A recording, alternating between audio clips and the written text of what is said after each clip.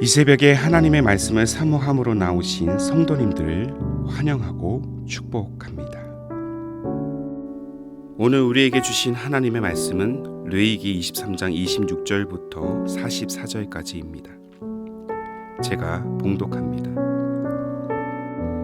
여호와께서 모세에게 말씀하여 이르시되 일곱째 달 열흘날은 속죄일이니 너희는 성회를 열고 스스로 괴롭게 하며 여호와께 화제를 드리고 이날에는 어떤 일도 하지 말 것은 너희를 위하여 너희 하나님 여호와 앞에 속죄할 속죄일이 됨이니라. 이날에 스스로 괴롭게 하지 아니하는 자는 그 백성 중에서 끊어질 것이라. 이날에 누구든지 어떤 일이라도 하는 자는 내가 그의 백성 중에서 멸절시키리니 너희는 아무 일도 하지 말라. 이는 너희가 거주하는 각처에서 대대로 지킬 영원한 규례니라. 이는 너희가 쉴 안식일이라. 너희는 스스로 괴롭게 하고 이달 아흐렛날 저녁 곧 그 저녁부터 이튿날 저녁까지 안식을 지킬지니라. 여호와께서 모세에게 말씀하여 이르시되 이스라엘 자손에게 말하여 이르라. 일곱째 달 15째 날은 초막절이니 여호와를 위하여 이레 동안 지킬 것이니라. 첫날에는 성회로 모일지니 너희는 아무 노동도 하지 말지며 이레 동안에 너희는 여호와께 화제를 드릴 것이요 여덟째 날에도 너희는 성회로 모여서 여호와께 화제를 드릴지니 이는 거룩한 대회라. 너희는 어떤 노동도 하지 말지니라. 이것들은 여호와의 절기라. 너희는 공포하여 성회를 열고 여호와께 화제를 드릴지니 번제와 소제와 희생제물과 전제를 각각 그날에 드릴지니 이는 여호와의 안식일 외에 너희의 헌물 외에 너희의 모든 서원 제물 외에 또 너희의 모든 자원 제물 외에 너희가 여호와께 드리는 것이니라. 너희가 토지 소산 거두기를 마치거든 일곱째 달 15째 날부터 이레 동안 여호와의 절기를 지키되 첫날에도 안식하고 여덟째 날에도 안식할 것이요 첫날에는 너희가 아름다운 나무 실과와 종려나무 가지와 무성한 나무 가지와 신의 버들을 취하여 너희의 하나님 여호와 앞에서 이레 동안 즐거워할 것이라. 너희는 매년 이레 동안 여호와께 이 절기를 지킬지니 너희 대대의 영원한 규례라. 너희는 일곱째 달에 이를 지킬지니라.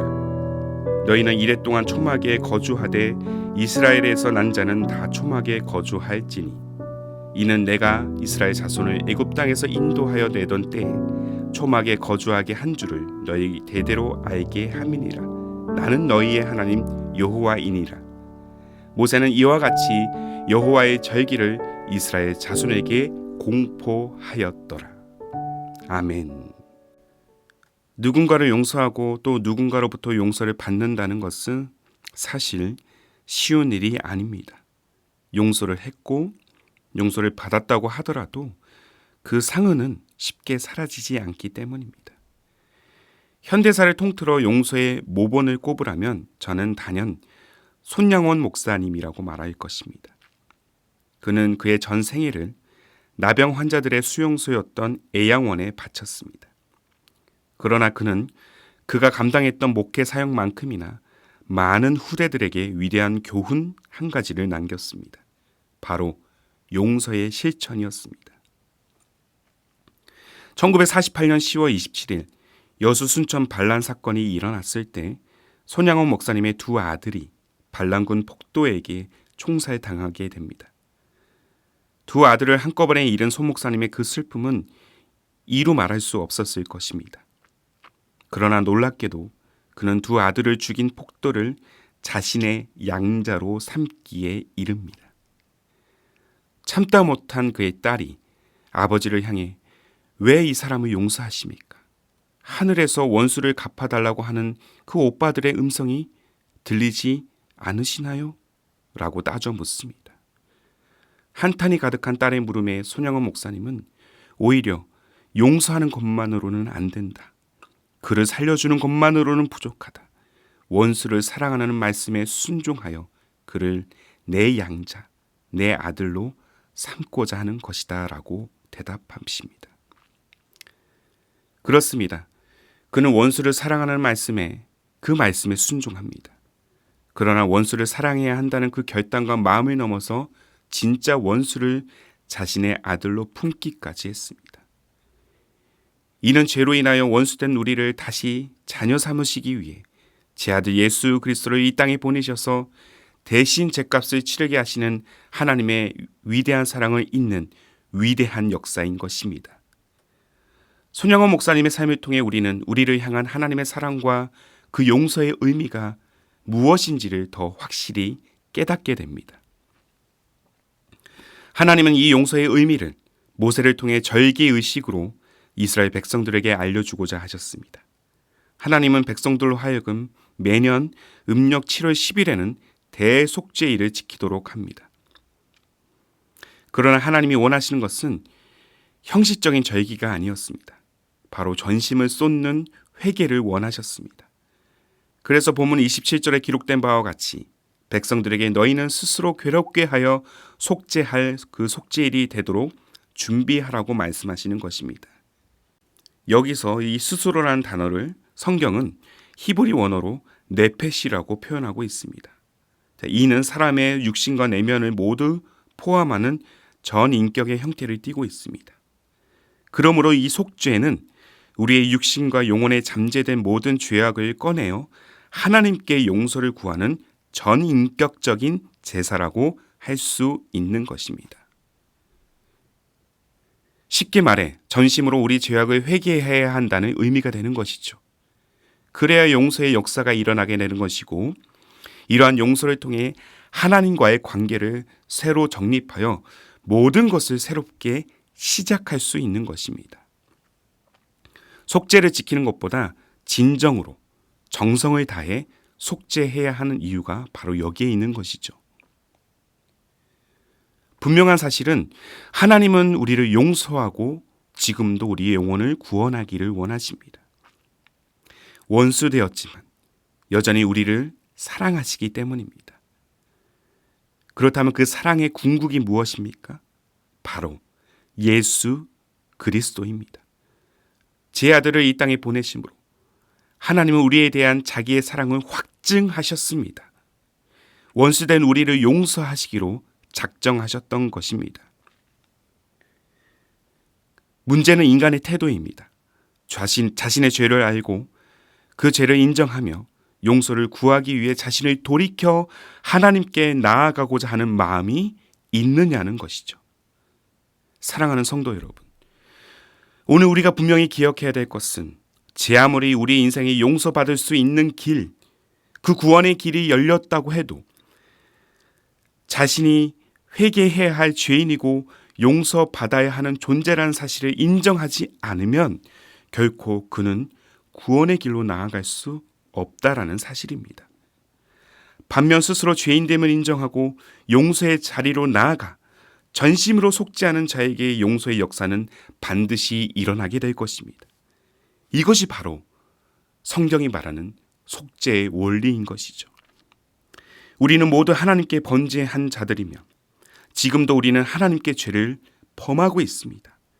때문에 우리는 우리 죄값을 대신 치르신 예수 그리스도의 이름을 날마다 붙들고 이 속죄의 자리, 회개의 자리로 나아가야 할 것입니다. 잊지 말아야 할 것은 용서의 은혜를 받은 자만이 하나님과 더불어 참된 기쁨과 감사를 누릴 수 있다는 것이죠. 회개와 용서를 통해 단절되었던 하나님과 우리 사이가 다시 가까워질 수 있기 때문입니다. 회개는 곧 은혜와 감사라는 그 축제의 삶으로 우리를 이끄는 통로인 것입니다. 그래서 대속죄일 후 바로 다가오는 절기가 바로 초막절인 것이죠. 초막절은 모든 가을 추수가 끝난 후 음력 7월 15일부터 일주일간 하나님께 감사의 제사를 드리는 축제입니다. 초막절은 오늘날 추수감사절과 거의 비슷합니다. 초막절은 1년 중 가장 큰 절기입니다. 대속죄일과 초막절의 간격은 불과 닷새에 불과합니다. 한 해를 용서의 은혜로 이끄신 하나님께 감사하고 수많은 죄악에도 우리를 용서하시고 용납하시며 크신 은혜로 우리의 인생을 보호하신 그 하나님을 찬양하며 또 앞으로도 우리의 인생을 변함없는 사랑으로 이끄실 하나님을 소망하는 시간인 것입니다. 진정한 회개를 통한 용서의 역사는 하나님과 우리 모두에게 감사의 고백, 감사의 교제를 낳게 하는 것입니다.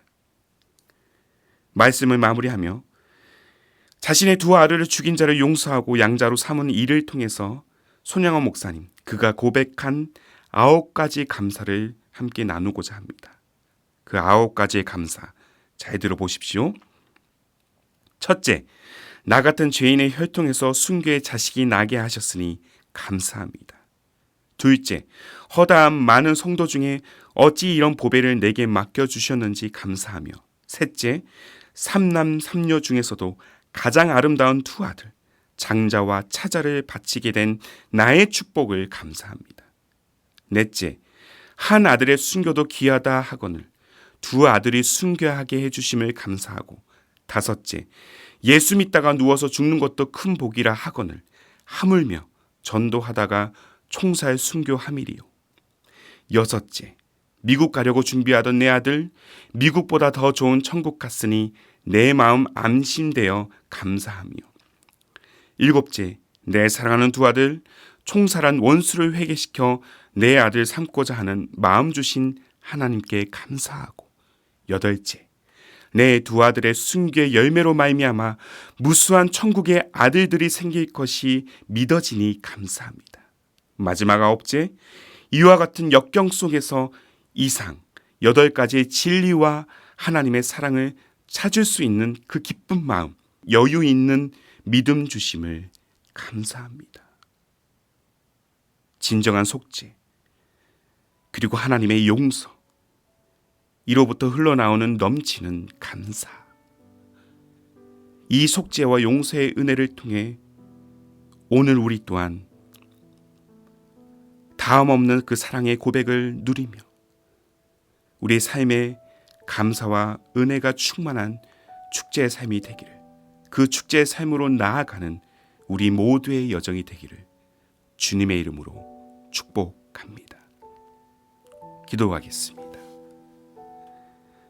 사랑과 용서의 하나님, 자신을 돌이켜 진정으로 회개하며 나아오는 자를 기뻐하시는 하나님, 오늘 우리 모두가 하나님의 놀라운 은혜에 감사하는 인생이 되게 하여 주옵소서.